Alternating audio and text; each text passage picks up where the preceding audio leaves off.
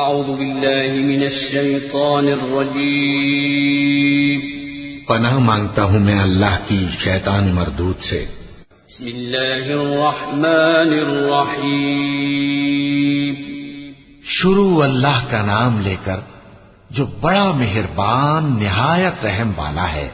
قل اعوذ برب الناس ملک الناس الہ الناس من شر الوسواس الخناس